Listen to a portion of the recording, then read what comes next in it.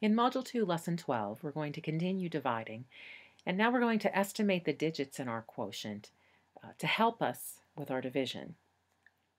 The opening exercise is a problem that we would do in class independently, so I'm going to scroll past that to example 1.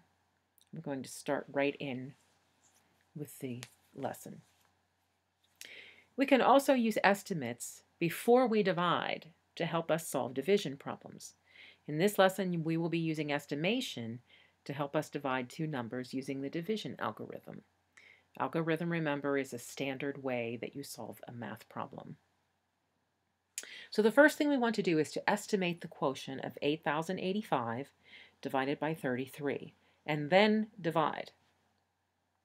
To estimate a quotient, we need to round these numbers to numbers that are easily divided with each other. When I look at the two numbers, what strikes me is that the smaller number, the divisor, is 33, and I recognize that 81 is easily divided by 3. So I'm going to round my numbers to 8,130. And 8,100 divided by 30 is 270. This estimate, which should be numbers that you can easily do in your head, will give me a good head start when we actually do the division, which is what they've asked us to do next.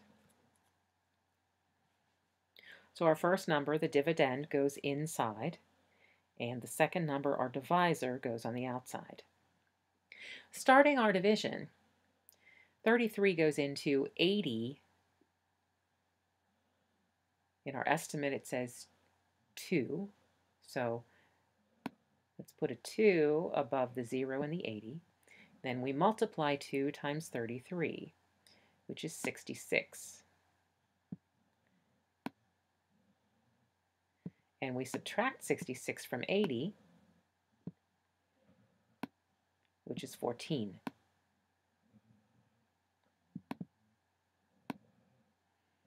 Next, we'll bring down the 8, and we'll divide again. Now, in our estimate, we have 7. 7 times 33. But when I look at these two numbers, I know that 7 times 3 in our tens column is 221. And I only have 14 in those two positions. So clearly that's going to be way too much. Guessing back, even to 5, 5 times 3 is 15, and that's still too much. So I'm going to cut all the way back to 4, which I put directly above the 8, since that's the last digit that we're dividing right here. 4 times 3 is 12. Regroup the 1. 4 times 3 is 12. Plus 1 more is 13. And 148 minus 132 is 16. We have one more digit, the 5, that we need to bring down. And 165, being a little more than 132, sounds like a pretty good guess for the next number in our quotient. And 5 times 3 is 15. Regrouping the 1. 5 times 3 is 15, plus 1 more is 16. And we find then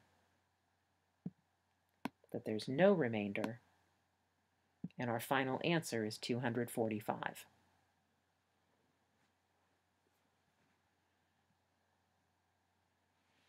In example 2, we'll do the same thing. We'll estimate first, and then we will do the division. 1,512 divided by 27. Again, I recognize the 15, and I know that 30, the 3 in 30 goes nicely into 15. So if we round 1,512 to 1,500, and then we round 27 to 30, we'll find that 1,500 divided by 30 would be 50. And that is a good place for us to start in our actual division of these two numbers. 27 going into 15 doesn't go in. So we're actually going to divide 151, the first three digits, by 27. And our estimate said that we thought it would be 50. So let's put a 5 for our first digit. 5 times 7 is 35.